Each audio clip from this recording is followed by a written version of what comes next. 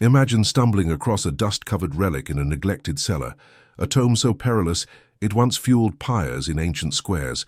Its pages don't promise myths of an afterlife.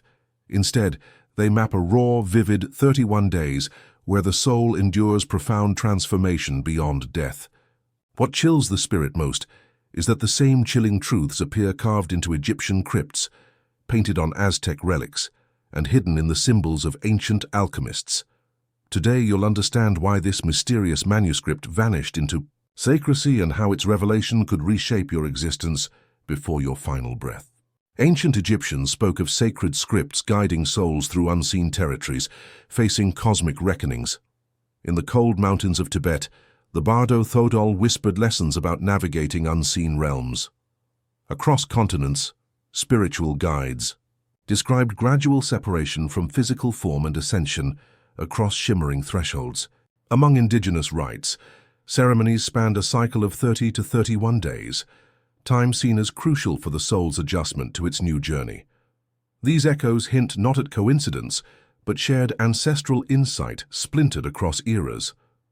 The Forbidden Book reveals that beyond the masks of belief systems or divine names, a singular path awaits every consciousness, a movement through denial, sorrow, renewal, and ultimate liberation.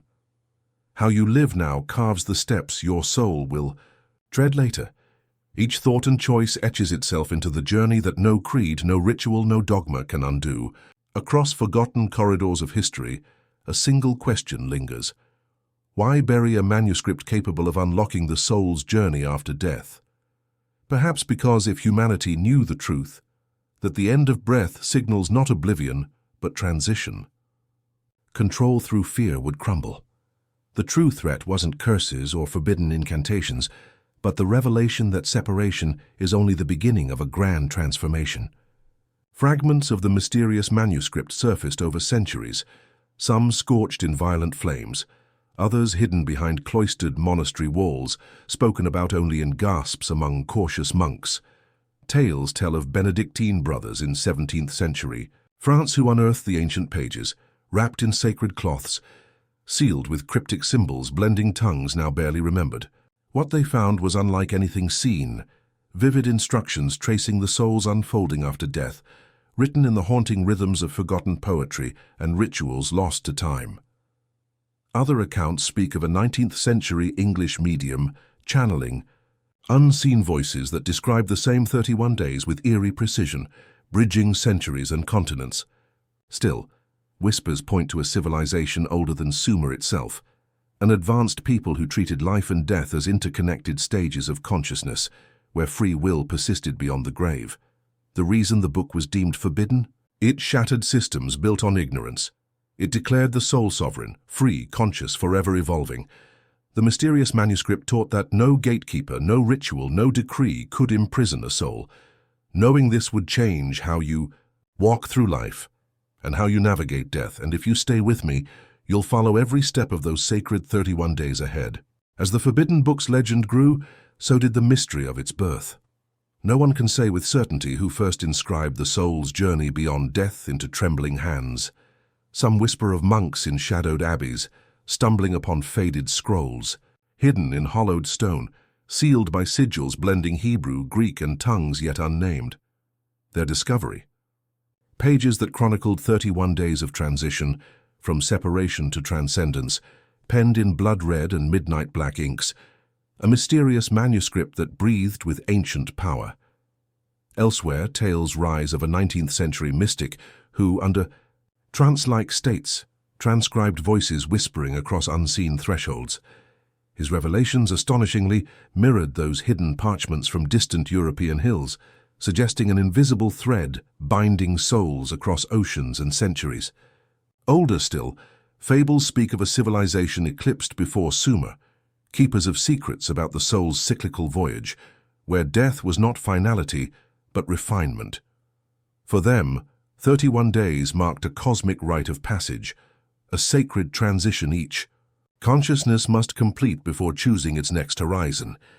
The true power of this forbidden book lay not in dark rituals, but in its insistent truth, that after death the soul remains free, navigating through unseen thresholds by choice, not decree. Its teachings were a threat to any authority that thrived on chains of fear and ignorance. Thus the manuscript was hidden, destroyed, buried, but never forgotten. Death does not come like the striking of a clock. It unfolds like a slow unraveling. In those first sacred moments after the final heartbeat, the soul struggles with the strange reality of separation. Bound still by the silver thread, spoken of in scriptures and whispered in visions, the spirit hovers uncertain between what was and what will be. The silver filament pulses, shudders, resists, tethering the soul briefly to the discarded shell of the body, until at last it severs, quietly or violently, depending on the energy shaped in life. Released, the soul experiences a curious liberation. The absence of physical pain, the freedom from weight, and yet confusion reigns. It observes the living mourn, attempts to speak, to touch, but finds itself ghost-like, unseen and unheard. Many refuse the truth. They scream into the void, reach for loved ones, try in vain to reattach themselves to a life already slipping into mist.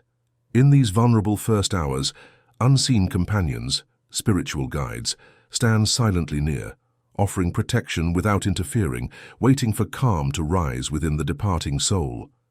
When death came suddenly, fear can coil tightly around the spirit, but those who lived with consciousness often find the passage serene. This first day is a moment suspended between two worlds, where the soul must accept that it is now free, yet untethered. A realization that how one lived shapes how easily this transition unfolds. Grasping too tightly to matter, name or title, binds the soul. Choosing presence, surrender, and connection frees it. As the second, third, and fourth days unfold, a new turbulence stirs within the soul, the slow and painful grasp of reality. At first, the spirit clings to the familiar sensation of being alive, movement, thought, memory, all intact.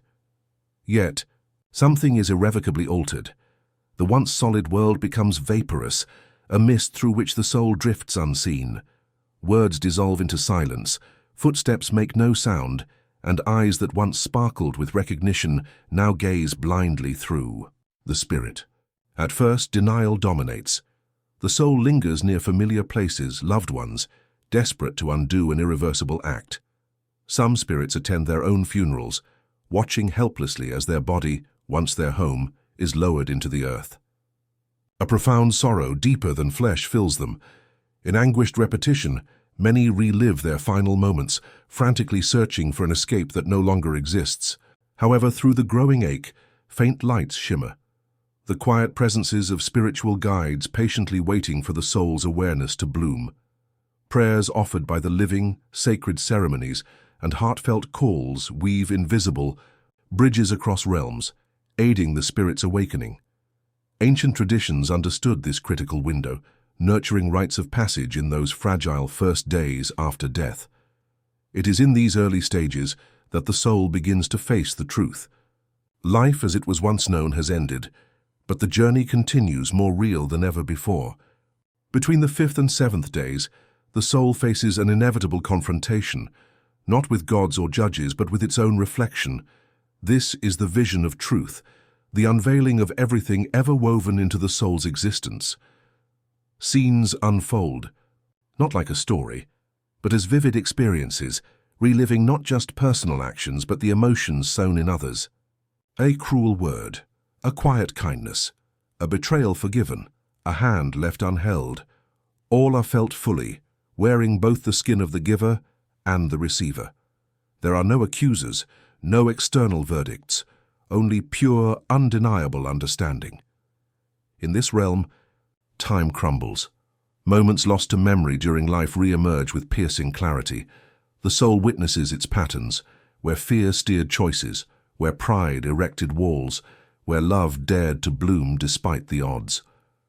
Two paths emerge: self-condemnation, heavy with regret or acceptance, a compassionate acknowledgement that every stumble was part of a greater becoming. Souls who nurtured awareness in life grasp this stage with grace, while others collapse under the weight of their own revelations.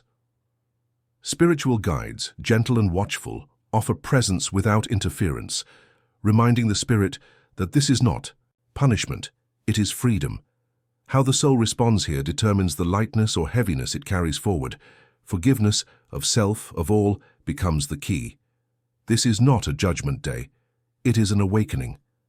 After the soul's intimate reckoning, a daunting realm rises before it, a threshold shaped not by gates of stone, but by the spirit's own burdens.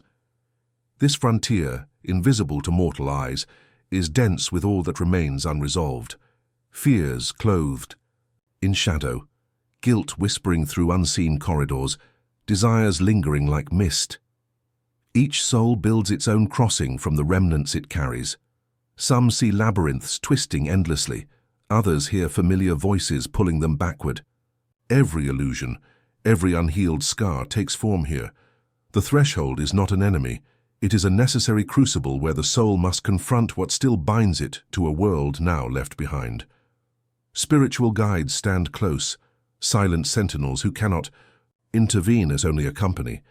Free will remains sovereign even beyond death. Some spirits falter here, trapped by terror or yearning, looping endlessly through their own inner landscapes. Traditions once spoke of rivers or bridges symbolizing this crossing, but in truth, each spirit creates its own ordeal. Yet for those who embraced awareness, who learned to heal and forgive while living, the threshold yields more gently. They pass through with clarity, shedding illusions like worn-out garments. This boundary is not punishment, it is purification, the final test before the soul ascends toward higher realms of consciousness. And every burden healed in life lightens, the crossing when this day inevitably comes. Beyond the heavy mists of the threshold, the soul enters a sacred haven, a place where forgotten connections stir anew. Between days 11 and 13, presences long absent step forward, not with judgment, but with an overwhelming recognition. These are not merely relatives from one lifetime, but luminous beings tied by spiritual connection across ages, ancestors, guardians, and companions who have walked alongside the soul through countless journeys. Here memory is not a recollection, it is a resonance. Faces may shift, names may be forgotten, but the frequency of belonging is unmistakable. In their silent embrace, healing unfolds. Wounds borne through generations are soothed, unspoken apologies are understood without words, ancient griefs dissolve into light. The soul, tender after its trials, receives not only comfort but direction. The ancestors remind the spirit of the legacy it carries, the wisdoms it must honor, the burdens it can now release. This encounter is only possible when emotional storms have calmed, when detachment from earthly bindings has been achieved. Those still clutching fear or regret may miss these luminous presences, mistaking them for fading dreams. But when readiness flowers, the meeting becomes a revelation. The soul is not alone, it never was.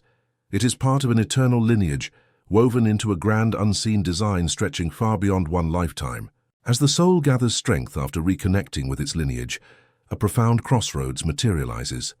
Between days 14 and 16, no grand voice commands the spirit.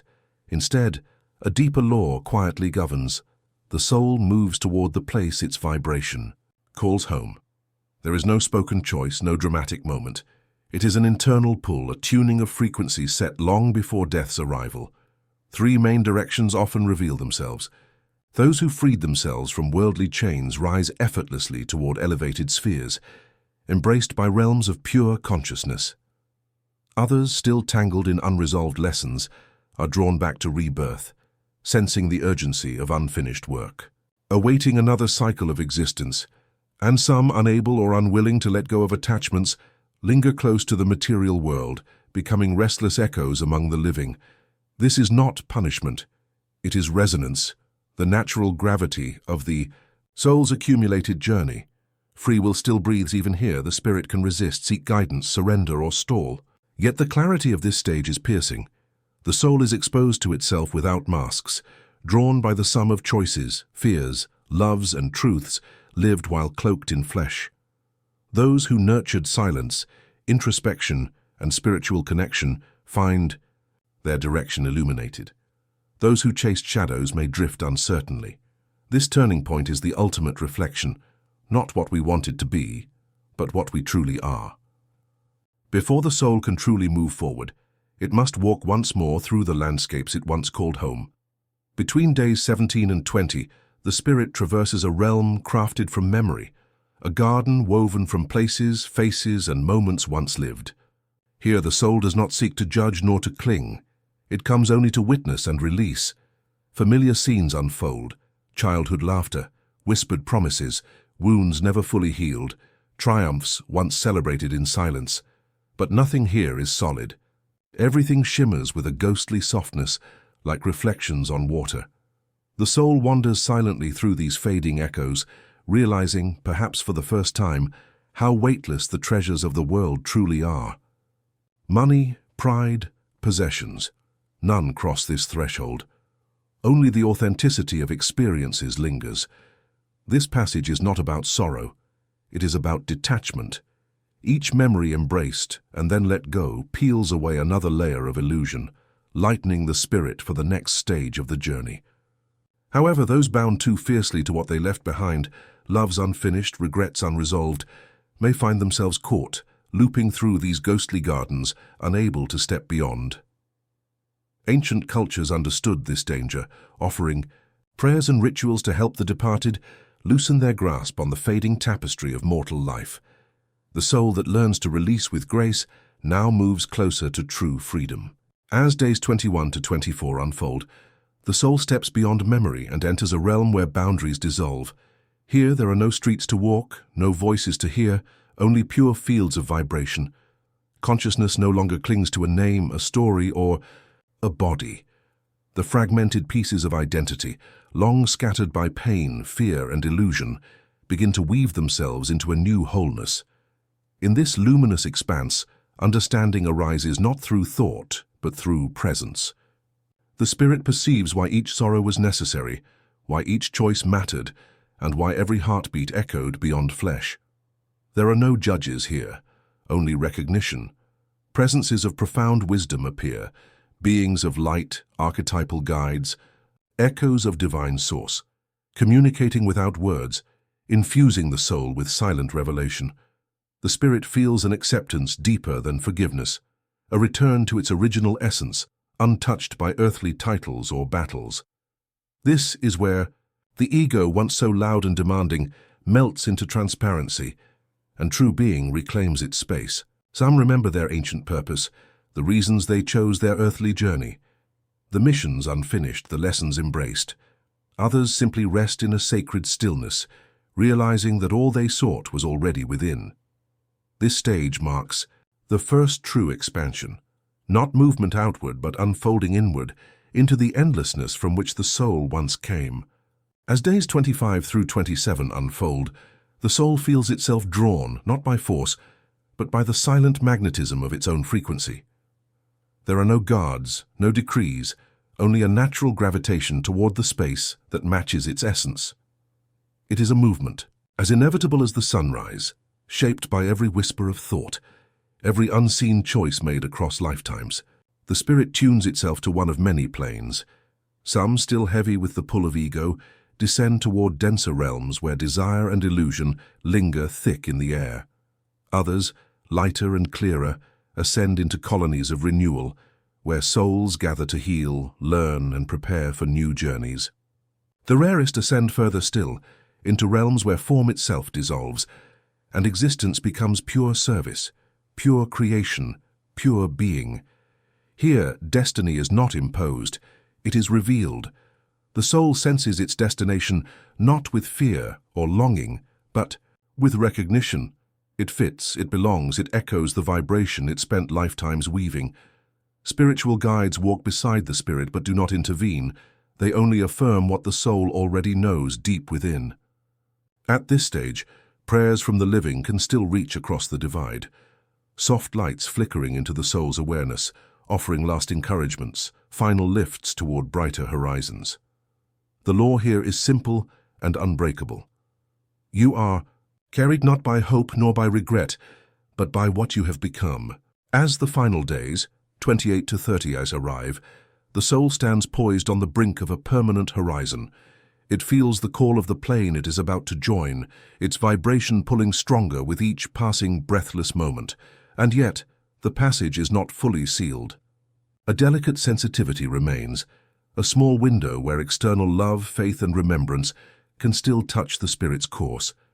Prayers, songs, candles flickering through the night, they become bridges of light, guiding and lifting the souls, resonance ever higher.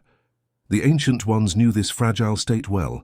Egyptian rites kept flames burning for 31 sunsets.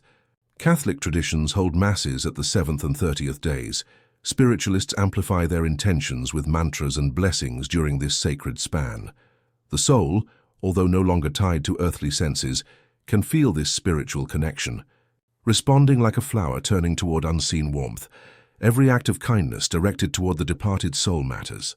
A whispered name, a tear offered with genuine love, a candle burning in quiet devotion, all weave into a tapestry of energies that can still alter the spirit's final path. These last 3 days are the final seconds before the gates close. The soul can rise, held aloft by love, or sink, pulled down by silence and forgetting. When the time passes, the door seals gently but irrevocably. The journey must then continue in the realm the soul has claimed through every step, every choice, every heartbeat of existence. The Forbidden Book reminds us, death is only the beginning of a greater transformation. Every step you take now shapes the path your soul will soon travel.